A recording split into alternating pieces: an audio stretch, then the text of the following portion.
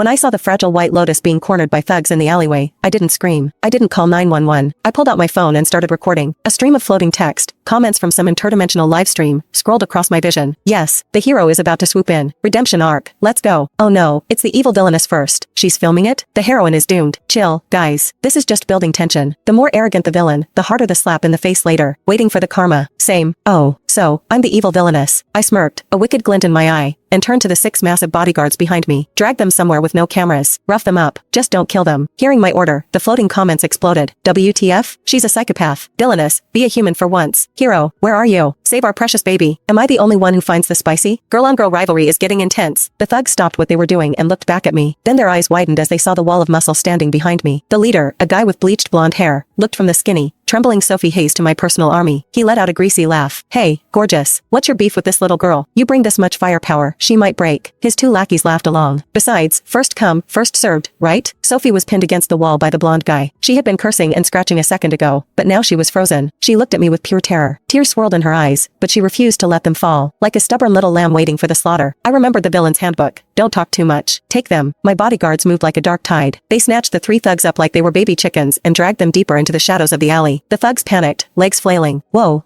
what the hell? Check your eyes, man. I'm a dude. That's not a fair fight. Let go. My guards, trained professionals, clamped hands over their mouths and chuckled darkly. Heh, we love dudes. The alley fell silent. Only the wind whistled through, messing up Sophie's hair. The floating comments were stunned. The screen was filled with WTF. Sophie was stunned, too. Sophie's school uniform was torn, exposing a shoulder so thin it looked brittle. Her face was scraped, and her nose was bleeding. She slumped to the ground, looking at me blankly. I took off my blazer and handed it to her. Put this on. She took it, and suddenly, the tears she'd been holding back started falling. Plip, plop. Her body shook uncontrollably. It was the tremors of surviving a disaster. I knew that shaking well. Vivian, thank you. She lowered her head, exposing her delicate neck, shoulders heaving with sobs. Even under the jacket, her shoulder blades poked out sharply. I reached out, wanting to pat her shoulder, but I really hate physical contact. So, I dropped my hand. The comments returned. Boo-hoo, baby don't cry. My heart is breaking. No, cry harder. The hero will be here any second. Tears are a woman's best weapon. Bunch of idiots. I lowered my eyes and organized my thoughts. This world was a classic cliché romance novel. The heroine, Sophie Hayes, was the fragile White Lotus, born to suffer, destined to be tough. The hero, Gavin Pierce, was the savior CEO type. He exists to save her from the fires of hell. And I, Vivian Sterling, am the designated villainess, the calamity creator, the professional stumbling block. Because of my meddling, the hero would misunderstand the heroine, she'd suffer miscarriages and trauma, and he'd eventually grovel for forgiveness. They'd get a happily ever after. My ending? Bankruptcy, family ruin, and a permanent room in a psych ward. Okay, cool. So the guy takes 0 losses, right? Thinking of this, I handed my phone to Sophie. I recorded the evidence. Do you want to? Before I could finish, a low roar filled with rage erupted behind me. Vivian Sterling, gritting teeth